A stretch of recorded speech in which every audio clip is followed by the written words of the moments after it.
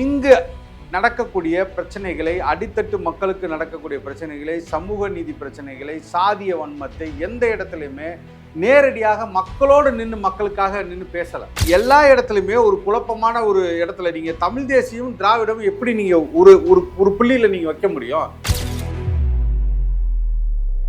வீரப்பன் கொள்ளைக்காரன் அப்படின்றால் ஜெயலலிதாவுக்கும் கலைஞர் கருணாநிதிக்கும் என்ன பேருன்னு கேட்டது யாரு? திமுக ஒழிக்கப்பட வேண்டிய கட்சி. ஆனால் இப்போ விஜய் அவர்கள் எடுத்துக்கொண்டவர் வச்சு தொடக்கத்திலே ஒழிக்கப்பட வேண்டிய கட்சி. இத்தனை கேமராக்கள் இருக்கு, இத்தனை மீடியா இருக்கு, இவ்வளவு பேர் கூட நிக்கிறான், எப்படி உங்களை தொற்ற முடியும்? மிக மோசமான இந்த கூட்டத்தை உருவாக்கியதில் திமுகவுக்கு அதிக பங்கு இருக்கு. கல்வியில் சிறந்த தமிழ்நாடு நீங்க போடுறீங்க, யாரை கூப்பிட்டீங்க? 15,000 கோடி இன்னைக்கு முதலீடு வந்துச்சுன்னு சொன்னாரு ஃபாக்ஸ்கான் நிறுவனம். இன்னைக்கு வெளிப்படையா குற்றம் அவன் இல்லைன்ட்டு போயிட்டான். அதை உங்களால ஓப்பனா டிஆர்பி ராஜானால பேச முடியுதா?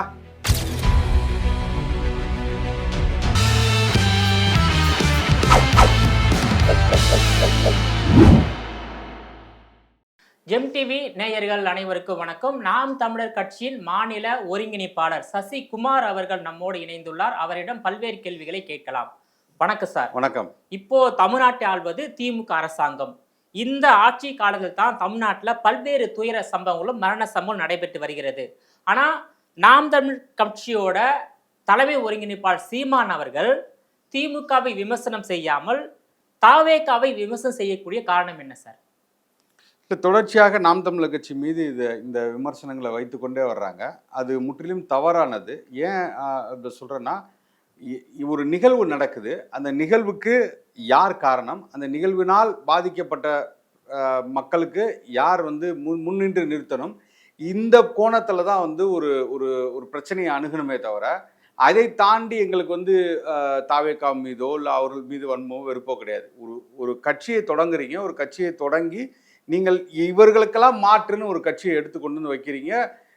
எந்த கொள்கை பிடிப்பும் இல்லை, சித்தாந்த புரிதலும் இல்லாமல் ஒரு சினிமா பிரபலமான அவரின் முகத்தை வைத்துக்கொண்டு, அதற்கு கூடிய கூட்டத்தை வைத்துக்கொண்டு, இதனால் நான் இந்த மண்ணில் ஒரு மாற்றத்தை நிகழ்த்த போறேன்னு முதல்ல வரும்போது நாங்களும் வரவேற்றோம் தான். சரி, ஒரு புதிய சக்தி இங்கே உள்ள வர்றாங்க, இது ஒரு மாற்று இதாக இருக்கும், இந்த மண்ணில் ஒரு புரட்சி ஏற்படுத்துறதுக்கு இவர்களும் ஒரு துணையா இருப்பாங்க என்ற எல்லோரும் போலதான் நாம் தமிழர் கட்சி, அண்ணன் சீமான் அவர்களும் சரி எல்லாரும் அதை வரவேற்று பேசினது. ஆனால் தொடர்ச்சியாக இவர்களின் நடவடிக்கைகள், இவர்கள் செய்யக்கூடிய விஷயங்கள், இந்த மக்களுக்காக இவர்கள் எந்த இடத்திலும் முன்னின்று நிறுத்தாமல் தன்னை மட்டுமே முன்னிறுத்தி, தன் பிரபலத்தை மட்டுமே முன்னிறுத்தி, நேரடியாக நான் முதலமைச்சர் ஆகிவிடுவேன், இவர்களிலிருந்து வாக்குகளை பறித்து விடுவேன்கிற ஒரு கோணத்துல மட்டுமே நின்னாங்களே தவிர, இங்கு நடக்கக்கூடிய பிரச்சனைகளை, அடித்தட்டு மக்களுக்கு நடக்கக்கூடிய பிரச்சனைகளை, சமூக நீதி பிரச்சனைகளை, சாதிய வன்மத்தை எந்த இடத்துலையுமே நேரடியாக மக்களோடு நின்று மக்களுக்காக நின்று பேசல. இதுதான் ஒரு தலைவனுக்கும் ஒரு சினிமா ஒரு நடிகருக்கும் உள்ள வித்தியாசமாகவே நான் பார்க்குறேன். சினிமா நடிகர் ஒரு படத்தை 3 மணி நேரம் நடிப்பார், 3 மணி நேரத்தில் 300 டேக் வாங்குவார், அதுக்கு 3000 கலைஞர்கள் வேலை செய்வாங்க, அவர் செய்யக்கூடிய தவறுகளெல்லாம் மறைக்கக்கூடிய சிஜி கிராஃபிக்ஸ் ஒர்க் பண்ணுவாங்க, அவருக்கு பின்னாடி டூப் போடுறதுக்கு நடிகர் இருப்பாங்க, இதெல்லாம் சேர்ந்து அந்த படமாக வெளியில் வரும். அந்த படம் வெளியில் வந்ததுக்கு அப்புறமே அந்த படத்தை பார்க்க வைப்பதற்கு பல பேர் கூட்டம் வேலை செய்வாங்க. அவரோட போஸ்டர் ஓட்டுறதா இருக்கட்டும், அவரை பற்றி விளம்பரங்கள் செய்யக்கூடிய மீடியாஸாக இருக்கட்டும், இல்லை அவங்க ரசிகர் கூட்டத்தை வைத்துக்கொண்டு முதல் காட்சிக்கு வரக்கூடியதாக இருக்கட்டும், இது எல்லாமே ஒரு கூட்டு முயற்சியாக நடந்து கொண்டே இருக்கும். அப்படியும் படம் தோல்வியோடும், கதை சரியில்லாத, கடை மோசமாக இருக்கிறது, இல்லை வன்முறை காட்சிகள் அதிகமாக இருக்குது, இல்லை அவர்கள் எதிர்பார்த்து போனது அந்த படத்தில் இல்லை ரசிகர்கள்னால் நடக்கும். ஆனால் இதெல்லாம் அப்படியே திரையில் நடக்கக்கூடிய எல்லாமே தரையில் எனக்கு அப்படியே இருக்கணுங்கிற மாதிரி தான் விஜய் அவர்களின் நடவடிக்கை இருந்ததே தவிர, எந்த இடத்துலையும் உன்னிப்பாக மக்கள் பிரச்சனைகளை கவனம் ஈர்த்து அவர்களுக்கான வழிமுறைகளை வைத்து அவர்களுக்கான தீர்வை காணக்கூடிய எந்த ஒரு நடவடிக்கையும் சரி, எந்த ஒரு திட்டத்தையும் சரி அவர் முன்வைக்கவே இல்லை. 2 மாநாட்டிலேயே அவர் தெளிவான கருத்தை, சித்தாந்தத்தை, கொள்கையை அவர் வெளியிட்டாரு. தெளிவான கருத்து, தெளிவான சித்தாந்தம். ஆமா, அது வெளியிட்டாரு. நீங்க எந்த காலகட்டத்துல சீமான் அவர்கள் விஜய் வெறுக்க ஆரம்பித்தார்? இல்லை, நான் தான் சொல்றேன், நீங்கள் ஒரு தத்துவம்னு சொல்றீங்க. எனக்கு தமிழ் தேசியம் வேணும், திராவிடமும் வேணுங்கிறீங்க. அதுக்கப்புறம் பெரியார் வேணுங்கிறீங்க. அதுக்கப்புறம் பெரியாரின் கடவுள் மறுப்பு கொள்கை வேணாங்கிறீங்க. எல்லா இடத்துலையுமே ஒரு குழப்பமான ஒரு இடத்துல நீங்க தமிழ் தேசியம் திராவிடம் எப்படி நீங்க ஒரு ஒரு ஒரு புள்ளியில நீங்க வைக்க முடியும்? ஆரியம்னு சொல்றீங்க, நீங்க திராவிடம்னு சொல்றீங்க, ரெண்டையும் எனக்கு வேணும்னு சொல்லுவீங்களா? அதே போல தானே ஒட்டுமொத்தமாக இந்த தமிழ் தேசியம் வந்து திராவிடம் என்ற கோட்பாடு தவறு.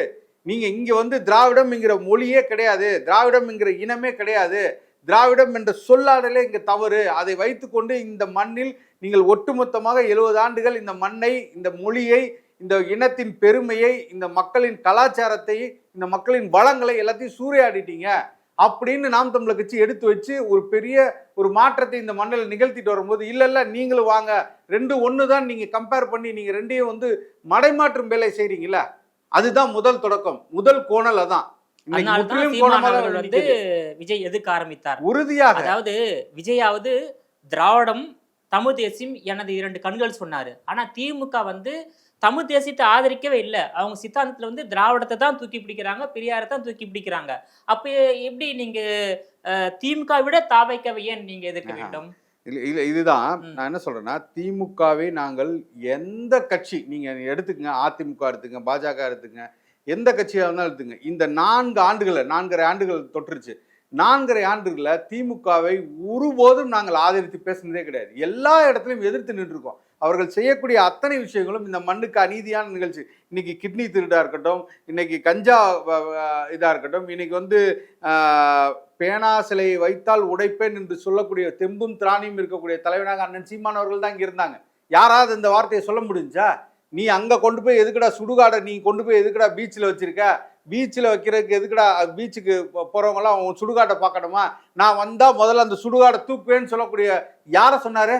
திமுக தானே சொன்னாரு, அதிமுகவும் சேர்த்து தானே சொன்னாரு. அங்கு வந்து நீங்கள் நடக்கக்கூடியது அநீதின்னு சொன்னது அண்ணன் சீமான் அவர்கள் தானே. இன்னைக்கு வந்து வீரப்பன் கொள்ளைக்காரன் அப்படின்றால் ஜெயலலிதாவுக்கும் கலைஞர் கருணாநிதிக்கும் என்ன பேருன்னு கேட்டது யாரு? இதை பாஜக கூட சொல்லலையே. அப்பேற்பட்ட தலைவனை நீங்க எப்படி நீங்க வந்து முத்திரை குத்தி இன்னைக்கு திமுக வேலை செய்யறார், திமுக வேலை செய்யறான்னு இப்படி எந்த இடத்தில் நீங்கள் வந்து ஒரு ஒரு ஒரு சான்றோட பேசணும்ல. அப்ப இதற்காக நீங்கள் வந்து திமுக அயோக்கியம்தான், எங்களுக்கு மாற்று கருத்தே இல்லை, திமுக ஒழிக்கப்பட வேண்டிய கட்சி. ஆனால் இப்போ விஜய் அவர்கள் எடுத்துக்கொண்டவர் வச்சு தொடக்கத்திலே ஒழிக்கப்பட வேண்டிய கட்சி. இது வந்து ஆபத்தான கட்சி. நீங்கள் திமுக தொடக்க கட்டத்தில் அவர்கள் தொடங்கியது ஒரு நல்ல காரணத்துக்காக கூட இருக்கலாம். தமிழ் மொழி வேணும், ஹிந்தி ஒழியணும், இந்த மாதிரி ஒரு நல்ல கோட்பாடு, இந்த சமூக நீதி சமத்துவம் பேசிக்கொண்டு கட்சி ஆரம்பித்தால். ஆனால் இன்று கலுசடையாக போய் நிற்கிறாங்க.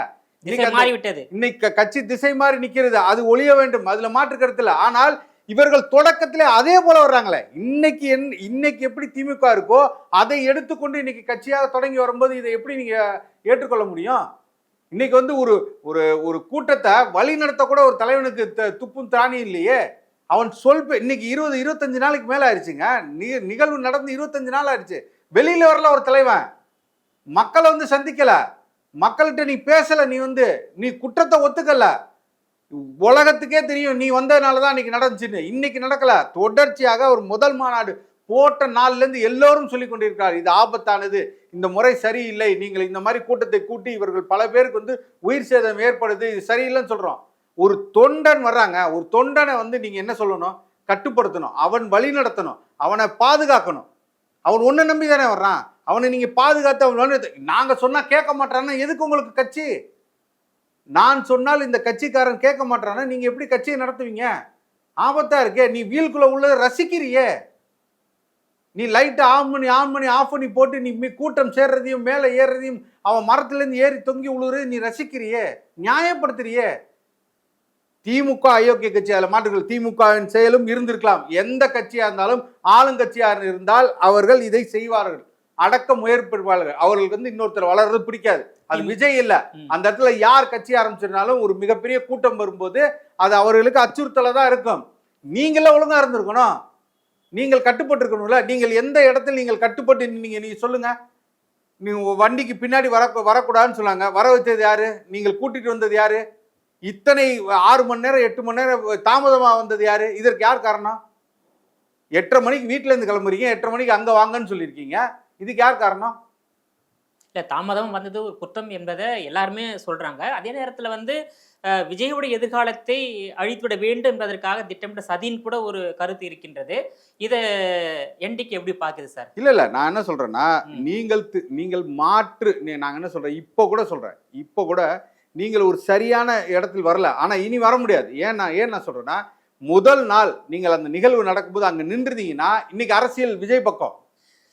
அதுக்கு அவங்க இன்னைக்கு சொல்லக்கூடிய கருத்து என்னன்னாக்கா, அந்த கூட்டத்தோடு கூட்டமாக விஜய் மற்றும் சகாக்களையே ஒழித்து கட்ட திமுக சதி செய்தது. அது எப்படி அதான் அப்படின்னு நான் என்ன சொல்ற சொல்றேன், காலத்துல அங்க இல்ல எஸ்கேப் ஆயிட்டோம். இதை நீங்க அது யாருக்கு போலீஸ் தான் அவங்களை வந்து அங்கிருந்து அப்புறப்படுத்தியாகவும் தகவல் இருக்கின்றது. அதாவது ஒரு தலைவன் என்பவன் பிரச்சனை வரதா செய்யும், எதிர்கொண்டு நிக்கணும். நான் அதுல தான் சொல்றேன், அண்ணன் சீமான் அவர்கள், நீங்க இவர்கிட்ட இருக்கிற கூட்டம் இருக்குல்ல, இன்னைக்கு இவர்கிட்ட இருக்கிற விஜய் அவர்கள்கிட்ட இருக்க கூட்டத்தோட 200 மடங்கு வீரியமான கூட்டம் அண்ணன் சீமான் அவர்கள் பின்னாடி 2009 அணி திறந்து நின்னாங்க. எதற்காக நின்னாங்க?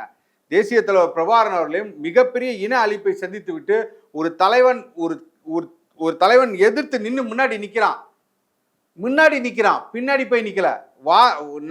அத்தனை கூட்டமும் நீங்க இப்ப சொல்றீங்களா, ஜென்சின்னு சொல்றீங்களா, ஒரு கூட்டம் பின்னாடி நிக்குன்னு. இதை போல பெரிய கூட்டம் அண்ணன் பின்னாடி போனதுக்கு காரணம் அண்ணன் சீமான் அவர்கள் முன்னின்று நின்னான். கைதை பத்தி அச்சப்படல, அடக்குமுறைக்கு அச்சப்படல. என் தலைவனை நான் எல்லா இடத்திலும் பேசுவேன்னு சொல்லி நின்னான். யாரும் போலீஸ் சொன்னதுக்காக பிரபாகரன் அவர்களை பேசாமல் நிற்கவில்லை.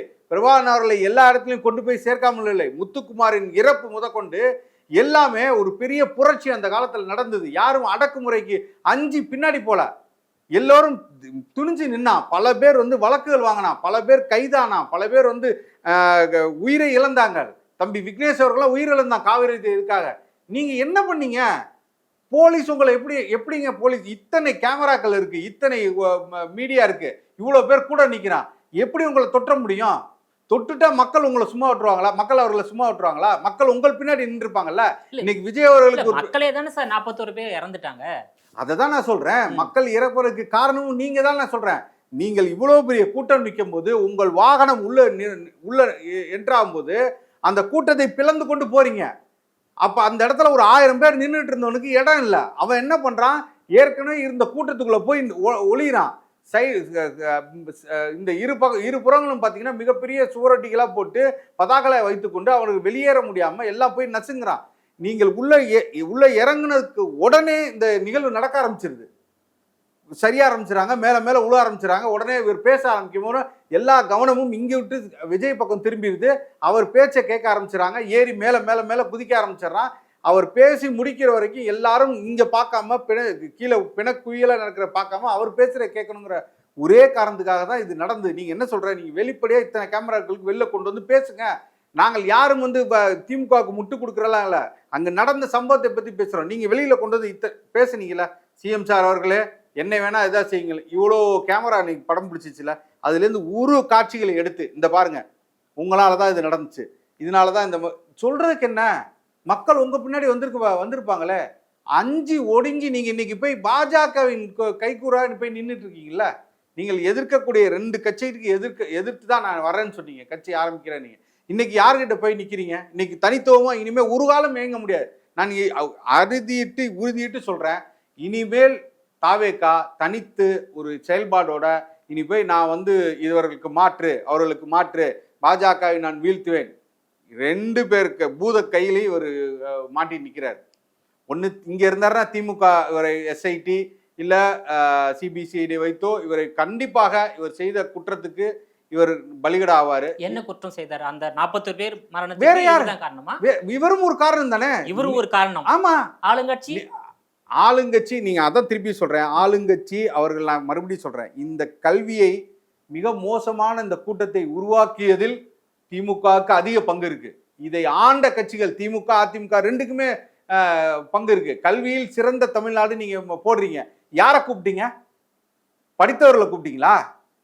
படித்த ஒரு எவ்வளோ பெரும் அறிஞர்கள் இந்த நாட்டில் இருக்காங்க, தமிழ்நாட்டில் இருக்காங்க. இன்னைக்கு ஐயா சிவன் முதற்கொண்டு எத்தனையோ பேர் இருக்காங்க, அவரெல்லாம் கூப்பிட்டீங்களா? திரைப்பிரபலம் தான் கூப்பிட்டாங்க. அப்போ யார் நீங்க பின்னாடி யார் பின்னாடி நிக்கிறீங்க? நீங்களே ஒரு முன்னுதாரணமா, நீங்க தப்பான ஒரு உதாரணமா நீங்க போய் நின்றுட்டு இருக்கீங்க.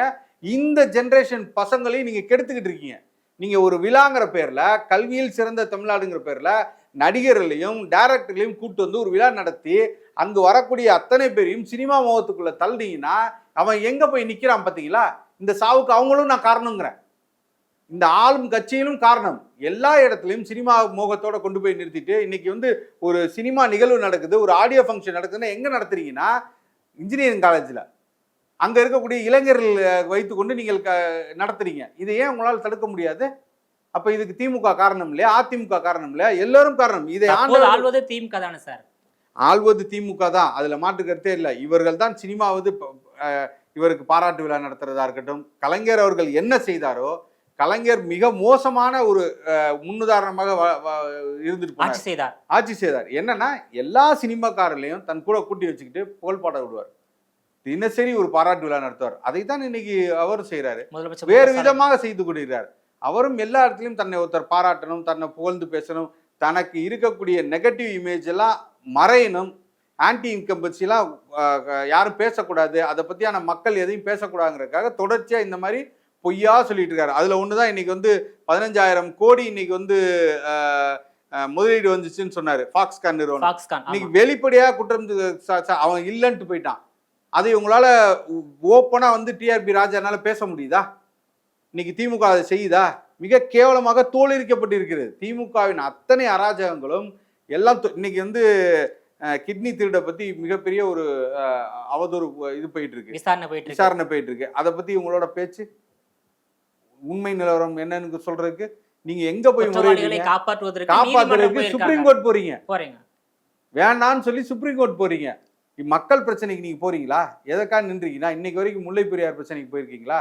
இல்ல காவிரிக்கு இந்த ட்ரிபியூனல் பிரச்சனையை நீங்க முடித்து வைக்கிறதுக்கு ஏதாவது உங்களோட கூட்டணி கட்சி தானே அங்க இருக்கு, பேசி நீங்கள் அதுக்கு ஏதாவது தீர்வு கண்டீங்களா? இன்னைக்கு அவன் உபரி நீரை தான் கொடுத்துட்டு இருக்கான். நமக்கு வேண்டிய இன்னும் நீரை நீங்க பெற்றுத்தர முடியல, மௌனம் காத்து நிக்கிறீங்க. நீங்க வாயை திறந்தாவே உங்களை பத்தி அவன் அசிங்க அசிங்கமா பேசுறான். இன்னைக்கு தமிழ் மொழியை பத்தி பேசினாவே கர்நாடகாவில் அசிங்க அசிங்கமா பேசுறான். அப்ப திமுக என்ன செய்து கொண்டிருக்குன்னா, தன் கூட இருக்க சகாக்களை காப்பாற்றுவதற்காகவும் அவர்களோட பணபலத்தையும் பணத்தை பெருக்கிக் கொள்வதற்கும் அவர்கள் தன்னுடைய அதிகாரத்தை வைத்துக்கொண்டு இங்கு எல்லா இடத்திலும் அவர்கள் சர்வநாசம் பண்ணிட்டான். இன்னைக்கு அதான் சொல்றல, ஒரு காலத்துல மனுஷனை வந்து வளங்களை தின்னுட்டு இருந்தான். இன்னைக்கு அவன் உடல்ல இருக்கிற எல்லாத்தையும் வித்து திக்கிற அளவுக்கு இங்க வளர்ந்து நிக்கிறாங்க.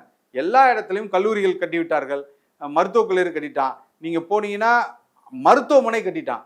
மருத்துவ கல்லூரி அவன் கையில இருக்கு, மருத்துவமனை அவன் கையில இருக்கு, தொழிற்கல்வி அவன்கிட்ட இருக்கு. எல்லாம் சர்வமும் அவங்க கையில வைத்துக்கொண்டு நீங்கள் எங்கேயுமே தப்பிக்க முடியாதபடி நீங்க பணத்தை வாங்கிட்டு வெளியில வந்தீங்கன்னா மொதல் இடம் சாராய கடை. திமுக செய்த ஒண்ணு அதான், நேரா சாராய கடையில கொண்டு போய் காசை கொடுத்துருவான். அதை தாண்டி அவன் வெளியில வந்தான்னா நேரா ஹாஸ்பிட்டல்ல கொண்டு போய் கொடுப்பான். அதை தாண்டி அவன் சரி கொஞ்சம் நல்லா ஹாஸ்பிட்டலுக்கு போன முறையான சிகிச்சை அளிக்கப்படுகிறதா? கிட்னி எடுத்து விட்டுறாங்க. அதுதான் சொல்றேன். கிட்னி திருடு என்பது மன்னிக்க முடியாத ஒரு மிகப்பெரிய குற்றம். நாமக்கல் மாவட்டத்தில் மட்டும் பல்லாயிரக்கணக்கான ஏழை எளிய மக்களுடைய கிட்னி திருடப்பட்டுள்ளது. அந்த வறுமையில் வாடக்கூடிய அந்த மக்களுக்கு வாழ்வாதாரத்தை ஏற்படுத்தி தரக்கூடியது அரசாங்கத்தினுடைய கடமை. அதை செய்ய மறுத்து கிட்னி எடுத்திருக்காங்க. நான் என்ன சொல்றேன்னா, நம்மளுக்கு தெரிந்தது இதான். திமுக செய்யக்கூடிய மிகப்பெரிய ஊழல்கள், மிகப்பெரிய அட்டுழியங்கள்லாம் இன்னும் நிறையா இருக்குது. நீங்கள் கள்ளச்சாராய சாவுலேருந்து ஆரம்பிங்க, எல்லா இடத்துலையும் திமுகவின் கைகள் இல்லாத இருமே இருக்க கரைப்படுத்தி. நீங்கள் அதிமுக ஆட்சிக்கு வந்தால், நான் மறுபடியும் அதை சொல்கிறேன், அதிமுக ஆட்சியில் இருந்த போதும் திமுகவின் கைகள் எல்லா இடத்துலையும் ஓங்கி இருந்தது. ஆமாம், அப்படிதான் அவங்க இருந்தாங்க. அந்த இடத்துல தான் நீங்கள் கட்ட பஞ்சாயத்து இருக்கட்டும், அராஜகமாக இருந்திருக்கட்டும், இல்லை அவர்களுக்கு நீங்கள் லஞ்சத்தை கொடுத்து விட்டு அதிமுகவிலே பல பேருக்கு இவர்கள் விலைக்கு வாங்கிவிட்டு இவர்கள் அந்த வேலையை செய்தவர்கள் தான். அதுக்கு உதாரணம் புதுக்கோட்டை மாவட்டத்தில் உள்ள அத்தனை வளங்களும் திமுக பீரியட்லையும் சுரண்டப்பட்டிருக்கு, அதிமுக பீரியட்லையும் சுரண்டப்பட்டிருக்கு. இவன் திமுகவுக்கும் காசு கொடுப்பான், அதிமுகவும் காசு கொடுப்பான், இவனே வளர்த்து விடுவான். நீங்க மணல் கொள்ளையா இருக்கட்டும், கல்குவாரியா இருக்கட்டும், எல்லா இடத்துலையும் இவர்கள் கை ஆக்டோபஸ் கரங்கள் மாதிரி எல்லா இடத்துலையும் நீண்டு போய் தான் நிற்கும். ஒட்டுமொத்த தமிழ்நாட்டு வளத்தையும் சுரண்டி அவர்கள் தன் குடும்பத்துக்காகவும் தன் கட்சிக்காகவும் தன் கட்சிக்காரர்களுக்கு மட்டும் இருக்க வேண்டும் என்பதன் விளைவு தான் இன்னைக்கு இந்த இடத்துல வந்து நிக்கிறோம். அதாவது ஃபர்ஸ்ட் கனிம வளத்தை சுரண்டாங்க, இன்னைக்கு வந்து மனித வளத்தை சுரண்டுறாங்க. அதாவது அந்த ஆர்கனை வந்து சுரண்டுறாங்க. ஸோ அந்த கதிரவனை காப்பாற்றுவதற்கு தான் திமுக அரசுக்கு முன்முயற்சி ஈடுபட்டிருக்காங்க. சூரியன் கதிரவனை காப்பாற்ற தான் நினைக்குது. ஆமா, கண்டிப்பா, அதுல மாற்று கருத்து இல்லை. இந்த இடையில தான் வந்து தாவேக வந்து கடுமையாக திமுகவை எதிர்க்கிறது. நீங்க வந்து தாவேக கூட இருப்பீங்கன்னு எதிர்பார்த்தாங்க ரசிகர்கள். ஆனா நீங்க தாவேகாவை கடுமையா எதிர்க்கிறீங்க. இல்ல இதனால வந்து இது பிளஸ் பாயிண்ட் யாருக்குனாக்கா திமுக பிளஸ் பாயிண்ட். இல்ல அது அந்த வாதத்துக்கே நான் போல. ம், ஏன்னா ம். அது ஒரு அபத்தமான இல்ல வாதமா இருக்கு. நான் என்ன தாவேக சொல்றேன்னா என்ன சொல்லுதுனாக்கா, இந்த முதல் எதிரியே திமுக தான். திமுக ஆட்சி வீழ்த்தி வீட்டுக்கு அனுப்புவது என்னுடைய நோக்கம். அதுல ரொம்ப சீரியஸா இருக்காரு விஜய். அவர் சீரியஸானா ரொம்ப ஆர்வமா இருக்காரு. ஆனா அதுக்கு நீங்க ஒத்துழைக்க இல்ல. அப்படி இல்ல. ஆ, ஆ. நான் திருப்பியும் அதான் சொல்றேன். ம், அவர் வந்து மேம்போக்காக போறாரு. ம். எல்லா இடத்துலயுமே நீங்க ஒரு ஒரு ஒரு இஷ்யூவ அட்ரஸ் பண்றதுங்கிறது வேற. ஒரு இஷ்யூவ நீங்க அட்ரஸ் பண்ணி அதுக்கான சொல்யூஷன் பாயிண்ட் ஆஃப் வியூ நீங்க மக்கள அது அது சம்பந்தமா திருப்புறதுங்கிறது வேற. அவர் பண்றதெல்லாம் வெறும் இஷ்யூ ஜஸ்ட் அட்ரஸ் பண்ணிட்டு பண்ணிட்டு போறார். மேம்போக்கா டச் பண்ணிட்டு போறார். அது வந்து ஒரு லீடருக்கான குவாலிட்டி கிடையாது. அது வந்து நீங்க ஒரு சாதாரண மேடை பேச்சாளரோ இல்ல அந்த கட்சியில் உள்ள மழலை பேச்சாளரோ பேச வேண்டிய விஷயங்கள் அது. சரி. இப்போ ஜஸ்ட் டச் கட்சி பண்ணிட்டு தொடங்கி போறது. 2 வருஷம் நிறைவடைந்து உள்ளது சார். தேர்தல் இப்போ வந்துருச்சு சார். இல்ல, நீங்க இல்ல, இல்ல. முதலமைச்சர் திமுக, கேண்டிடேட்னு அதிமுக, சொல்றீங்க. பாஜக, காங்கிரஸ் நீங்கலாம் வந்து கட்சி ஆரம்பிச்சு பல ஆண்டுகள் ஆகிவிட்டது. உங்களுக்கு அந்த அனுபவம் இருக்கின்றது. சொல்றேன். நான் வந்து முட்டு குடுத்து பேசல. நான் ஜெனரலா சொல்றேன். அவரு கட்சி ஆரம்பிச்சு 2 வருஷம் மேல தாண்டி உள்ளது. அ போக போக தான் சார் கத்துக்க முடியும். எடுத்த உடனே எப்படி சார் எல்லாத்தையும் கத்துக்க அப்ப நீங்க முடியும்? என்ன பண்ணணும்னா போகணும்னா கொஞ்ச நாள் பொறுமையா இருந்துட்டு உங்க கட்சி ஆனா அதாவது விஜய் அவர்கள் உங்களை எதிர்க்கவே இல்ல. சீமான் அவர்கள் எந்த நேரத்திலும் இல்ல எங்களை எதிர்த்து அறிக்கை விட்டதோ பேசியதோ எங்களை கிடையாது. எதிர்க்கறதுக்கு என்ன இருக்கு நான் என்ன எதிர்க்கல. சொல்றேன்னா எங்களை அவர் எதிர்க்கறதுக்கு எதிர்ப்பது திமுக மட்டும் எதிர்க்கிறாரு. நாங்களும் அதான் சொல்றோம். எங்களுக்கு தேவை திமுக எதிர்க்கக்கூடிய சக்திகள் தேவைதான். அதுல மாற்று கருத்தே இல்லை. நான் விஜய் கூட இருக்கிறவங்களுக்கு நான் பொறுமையா நான் சொல்றேன். நீங்கள் சற்று சிந்தியுங்கள். உங்கள் தலைவர் எந்த இடத்துக்கு உங்களை எல்லாம் நகர்த்தி போகிறாங்கிறத ஆக்கப்பூர்வமா சிந்திச்சு செயல்படுங்கிறேன். நான் யாரையும் வந்து அவர்கள் இருக்கக்கூடிய ஒட்டுமொத்தமான இளைஞர்களும் சரி ஒரு தவறான ஆட்கள் அப்படின்லாம் நாங்கள் சொல்லவே இல்லை. தாவேகா செய்யக்கூடிய தலைமை செய்யக்கூடிய தவறுகள் இருக்கு இல்லையா, அதைத்தான் இன்னைக்கு அந்த கட்சியில் உள்ளவங்களே சுட்டி காட்டுறாங்க. ஒரு தலைவருக்கு பின்னாடி இருக்கக்கூடியவர்கள் செகண்ட் லெவல் லீடர்ஸ் இன்னைக்கு களத்துல நின்றுக்கணும். ஒரு பிரச்சனை உங்களுக்கான இடமா அதை மாத்திருக்கணும். ஒரு அரசியலில் நடக்கக்கூடிய நிகழ்வுகளை உங்களுக்கானதாக நீங்க மாத்திருக்கணும். அதை மாத்த நீங்க தவறிட்டீங்க. அப்போ உங்கள் மேல் தான் அதிகபட்சமாக தவறு இருக்கிறது. அதை நீங்க ஒட்டுக்கிட்டீங்கன்னு தானே அர்த்தம். அது அமைதியாக நீங்கள் எல்லாம் போய் பதுங்கி விட்டீர்கள் என்றால் அதை ஒத்துக்கிட்டீங்கன்னு நீங்க அதை தாண்டி மக்கள் பிரச்சனையில முன்னாடி வந்து நின்றுக்கணும். நான் இன்னும் விளம்பரமா போடுவேன். நான் வந்து ஒரு ட்வீட் போட்டுருவேன். இல்ல ஒரு அறிக்கை ஒன்று விட்டுருவேன். ஒரு வீடியோ சின்னதாக ரிலீஸ் பண்ணிட்டு அமைதியாயிருவேன். அது கிடையாது இங்க அரசியல். களத்துல நிக்கணும். கிரவுண்ட் லெவல்ல நின்று எல்லாம் சப்போர்ட் பண்ணி நீங்க வந்து இத்தனை லட்சம் தொண்டர்கள் வச்சிருக்கேன்னு சொல்றீங்க. நீங்க 41 உயிர்கள் போன இடத்துல குறைந்தது ஒரு 500 பேர் அங்க போய் நின்று தானே நான் நின்னேன். அடுத்த நாள் காலையில நான் நின்னேன். என்னைய ஒரு இளைஞன் என்னைய கேட்கறான், என்னத்துக்கு வந்திருக்க, என்ன புடுங்க வந்திருக்க அப்படின்னு என்ன கேட்கறான். திரும்பி கேட்கறான் எங்களை. அதாவது அந்த உயிரிழந்த 41 குடும்பங்களும் தாவேகா வந்து குறை சொல்லல. ஆளுகின்ற அரசு தான் குறை சொல்ல. அதை பாத்தீங்களா? அதாவது பேட்டி பாத்தீங்களா? இல்ல அது வந்து எவ்வளவு ஒரு அது அறியாமையா கூட இருக்கலாம். நீங்க பணத்தால எல்லாத்தையும் வாங்கணும்னு நினைக்கிறீங்க. இதுவே ரொம்ப ஆபத்துன்னு நான் நினைக்கிறேன். இதுவே ரொம்ப ஆபத்தான நினைக்கிறேன். இப்போ ஒரு உதாரணத்துக்கு நான் சொல்றேன். நாளைக்கு இவங்களோட மனநிலை என்ன கொண்டு வந்துடும்? இங்க போய் இருந்தா இவருக்கு பணம் கிடைக்குது. இப்ப கள்ளச்சாராயம் குடிச்சிட்டு செத்தா 10 லட்சம்னா மக்கள் என்ன மனநிலைக்கு வர்றான்னா, இருந்த போது அவன் ஒண்ணுமே பண்ணலப்பா, எனக்கு 50 லட்ச ரூபா கிடைச்சிச்சுப்பா. இது சரியான தீர்வா? அது அவன் துக்கத்துல போய் நீங்க பங்கு கொண்டதை விட்டு நீங்க காசை கொடுத்து அவன்கிட்ட அதெல்லாம் வந்து அதெல்லாம் என்ன வார்த்தை? இது நானும் போய் என் தம்பி போயிட்டான் இருந்தாலும் நானும் போய் நிற்பேங்கிறதும், ஒரு பிள்ளை தானே போயிருச்சு எனக்கு விஜய்னு ஒரு பிள்ளை இருக்காங்கிறதும், இதெல்லாம் ஸ்கிரிப்ட் சொல்லி எழுத சொன்னா மனசாட்சி உள்ள எந்த மனிதனாவது அந்த வார்த்தைகள்லாம் சொல்லுவாங்களா? சொல்லுங்க. அப்ப யாரை நீங்க காப்பாற்றதான் பாக்குறீங்க? நீங்க நிகழ்வை வந்து இவர் மேல் நடக்கலைங்கிற மாதிரி நீங்க அவங்க கிட்ட சொல்லி கொடுத்து இந்த 41 குடும்பங்களையும் தனக்கான ஆட்களா நீங்க மாத்தணும்னு நினைக்கிறீங்களே தவிர, பாதிக்கப்பட்டவங்க யாருமே வந்து உண்மையிலேயே உங்களை நான் பாதிக்கப்பட்டேன்னா நான் உங்களை வந்து வாழ்த்தியோ பெருமைப்படுத்தி பேச மாட்டேன் சார். உயிர் பலி என்பது எதுக்கும் ஈடாகான ஒன்றும் இல்லை. பணம் வந்து நிகர் கிடையாது. ஆனால் அவங்க இந்த பாதிப்பு காரணம் வந்து ஆளுங்கட்சி குற்றம் சாட்டுறாங்க. அதனால தான் வந்து தாவேகாவை வந்து குற்றம் சாட்டலை. சரி, இப்போ அதெல்லாம் இருக்கட்டும் சார். இப்போ 2026 வந்து என்டிகே தனித்தே போட்டியிடுகிறது. 4 தேர்தலை சந்தித்திருக்கீங்க. 5வது பொது தேர்தல் சந்திக்க போறீங்க. உங்களுக்கான வெற்றி வாய்ப்பு எப்படி இருக்கு சார்? வெற்றி வாய்ப்பு பிரகாசமாக இருக்கிறது. நாம் தமிழர் கட்சி தனித்தே நிற்கிறது, தனித்த தத்துவத்தோடு நிற்கிறது. ஒரு எதிர்கட்சியாக இன்னைக்கு திராவிடத்தை வீழ்த்தக்கூடிய ஒரே சக்தியாக நாம் தமிழர் கட்சி வளர்ந்து நிற்குது. அதுல வந்து எந்த மாற்று கருத்துமே இல்லை. நாங்கள் எடுத்து வைக்கக்கூடிய தத்துவங்களா இருக்கட்டும், எடுத்து வைக்கக்கூடிய கொள்கைகளா இருக்கட்டும், இந்த 2026 தேர்தலில் நாம் தமிழர் கட்சி வென்று வந்தால் என்னென்ன மாற்றங்களை இந்த மண்ணில் நிகழ்த்த வேண்டும் என்று தொடர்ச்சியாக அண்ணன் அவர்கள் களத்தில் நிற்கிறாங்க. ஒவ்வொரு இடத்துலையும் தனது தனித்துவத்தால் மாநாடுகளை போட்டு இன்னைக்கு வந்து தண்ணீரை எப்படி நாம் பாதுகாக்க வேண்டும், தண்ணீரால் இந்த மண்ணை எப்படி வளப்படுத்த முடியும், தண்ணீரின் தேவை என்ன அப்படிங்கிற மாநாடு அடுத்த வாரம் நடக்க போகுது. தமிழ்நாட்டையே பாதுகாக்கின்ற கட்சி நாம் தமிழ் கட்சி. ஆனா நாம் தமிழ் கட்சி தமிழ்நாட்டு மக்கள் இன்னும் பாதுகாக்கல. 2026ல பாதுகாத்தாங்கனாக்கா அது வரவேற்கத்தக்கது. பாதுகாப்பாங்களா? உறுதியாக நீங்க தேர்தல் உங்களுக்கு நெருங்கி கொண்டிருக்கிறது. எங்களோட களப்பணிகள், நாங்கள் தேர்தல் பணிகள் தொடங்கும் போது எப்படியான எழுச்சி இந்த மண்ணில் நடக்க போகுது, மக்கள் எப்படி சாரையாக நாம் தமிழர் கட்சியை நோக்கி வரப்போறாங்க, நாங்கள் செய்யக்கூடிய பரப்புரையா இருக்கட்டும், நாங்கள் செய்யக்கூடிய நாங்கள் வைக்கக்கூடிய தேர்தல் வியூகமாக இருக்கட்டும், இந்த முறை திராவிடமா தமிழ் தேசியமா என்பது மட்டும்தான் களத்தில் நிற்கும். மீது எல்லாம் ஓடி ஒளிந்துவிடும். இது தேவை, இந்த தமிழ் தேசியம் இந்த மண்ணிற்கு தேவை. இவர்கள் தான் இந்த மண்ணை சரியாக ஆள்வார்கள்.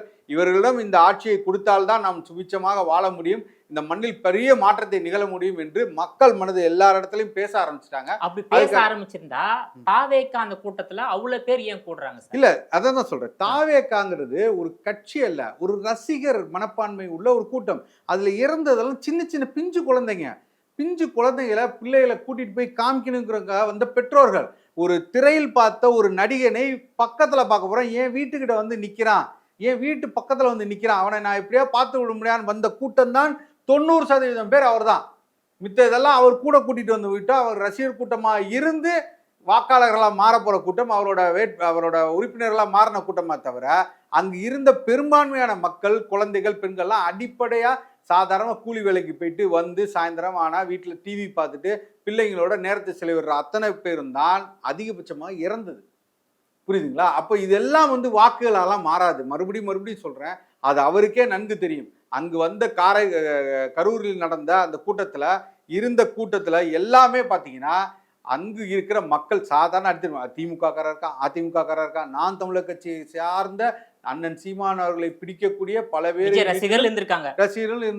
சரி, அது சொல்றதெல்லாம் ஓகே சார். இப்போ 2026ல நான் தமிழ் கட்சி ஒரு எதிர்கட்சியாக வரக்கூடிய ஆளுங்கட்சியாக வருங்கிற நீங்க என்ன எதிர்கட்சிங்கிறீங்க? எங்களோட நோக்கம் எதிர்கட்சி இல்ல. 118 இடம் தனித்தே ஜெயிப்பீங்க. எங்களுக்கான நோக்கம் ஒரு புரட்சி இந்த மண்ணில். அப்படிதான் என்ன விலக்காக இருக்கலாம், ஏன் முடியாது? மனநிலை நாங்கள் 8.2% வாக்குகளை நாடாளுமன்ற தேர்தலில் வாங்கியிருக்கோம். இது வந்து ராகுலா மோடியாங்கிற இடத்துல எங்களுக்கு மக்கள் அளித்த வாக்குகள் 8.2%.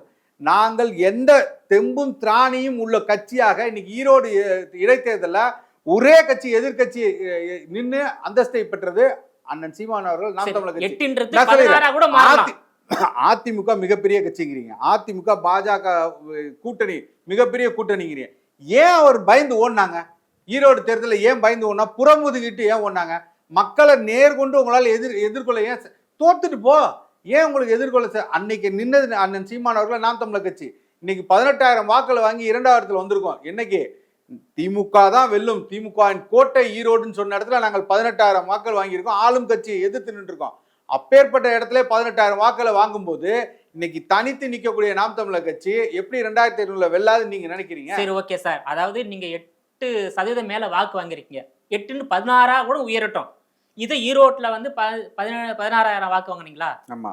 அது வந்து 32,000 கூட வாக்கா வரட்டும். எப்படி வெற்றி பெறக்கூடியக்கு நீங்க 16ல இருந்து ஏன் 32ன்னு கணக்கு போறீங்க? வெல்லக்கூடிய இடத்துக்கு ஒரே நேரத்துல எப்படி அவ்வளவு வாக்கு? ஏன் ஒரே நேரத்துல 2%ல இருந்து 8% எப்படி வந்திருக்கும்? இந்த 2ல இருந்து 8% வந்து எங்களுக்கு வாக்குப்பட்டியில சின்னம் இல்ல, எங்கேயோ ஒரு இடத்துல சின்னம் இருந்துச்சு. கடைசி நேரத்துல கொடுத்தீங்க சின்னம், மாற்றி எங்களுக்கு சின்னத்தை மாற்றீங்க. இன்னைக்கு 8.2% வந்த நாம் தமிழர் கட்சி ஒரு வருடத்துக்கு முன்னாடியே சின்னத்தை பெற்று விட்டது. அங்கீகரிக்கப்பட்ட கட்சி ஆயிடுச்சு. இன்னைக்கு எல்லா இடத்துலயும் கிளைகள் பரப்பி, வேர்கள் பரப்பி, நாங்க எல்லா இடத்துலயும் நாம் தமிழர் கட்சி சேராத இடம் இல்ல, சின்னம் கொண்டு போய் சேர்க்காத இடம் இல்ல. இன்னைக்கு ஒரு பெரிய மாற்றம் இந்த மண்ணில் நிகழும் போது அவர்கள் உற்று நோக்குறாங்க. ஐயோ, புது சக்தின்னு ஒருத்தர் விஜய் வந்தான்ப்பா, ஐயோ சினிமா நடிகர் பின்னாடி போவானாப்பா, இந்த அதிமுகவா அது மறுபடியும் பேசிட்டு திருப்பி பாஜக கூட சேர்ந்துருச்சுப்பா, திமுகவா எப்போதும் போல ஊழல் செய்து இன்னைக்கு மிகப்பெரிய இடத்துல அவர்கள் சொத்துக்களை சேர்த்துக்கொண்டு அடுத்து அவன் பிள்ளையை கொண்டு வர்றதுக்கும் அடுத்து பேரனை கொண்டு வருவதற்கும் தொடர்ச்சியாக வாரிசு அரசியலை கொண்டு வர்றாங்கப்பா. இதெல்லாம் தாண்டி ஒரு கட்சி தொடர்ச்சியாக நம்மளோடு மட்டுமே கூட்டணி வைத்துக் கொண்டு அண்ணன் சீமான் அவர்கள் எந்த இடத்திலையும் கரை போகாமல், விலை போகாமல் தனித்துவமா இன்னைக்கு வந்து நின்றுட்டு இருக்காருப்பா, எல்லா பிரச்சனைக்கும் கூட வந்து நிக்கிறாருப்பா. ஆடு மாடு பிரச்சனையா, இன்னைக்கு வந்து துப்புரவு தொழிலாளர் பிரச்சனையா, இன்னைக்கு வந்து தொழிலாளர்கள் பிரச்சனையா, எல்லா இடத்துலயும் யாருப்பா சீமான கூப்பிடுப்பா அப்படின்னு அண்ணன் சீமான் அவர்கள் எல்லா இடத்துலயும் போறாரு. இன்னைக்கு வந்து திருத்தணியில ஆரம்பிச்சு இன்னைக்கு வந்து திருச்செந்தூர் வரைக்கும் அண்ணன் அவர்கள் போகாத இடம் இல்ல. எல்லா பிரச்சனைகளுக்கும் ஆர்ப்பாட்டத்துக்கும் அண்ணன் முதல் ஆளா நிக்கிறார். 2024ல 8.3% வாக்கு வாங்குனீங்க. 2026ல அந்த சதவீத வாக்கு எவ்வளவோ உயர்ந்து ஆட்சி அமைக்கும். அதான் சொல்றேன், ஆட்சி அமைக்கக்கூடிய வாக்குகள் எங்களுக்கு கிடைக்கும், அதுக்கு அறுதி பெரும்பான்மை எங்களுக்கு கிடைக்கும். அதுல மிகப்பெரிய அளவுல நாங்க நம்பிக்கையா இருக்கோம். எந்த இடத்துலயும் நாங்க சோர்ந்து போறவில்லை. எங்களோட வேட்பாளர்களை இன்றே தேர்வு செய்து களத்துல நிக்கிறாங்க.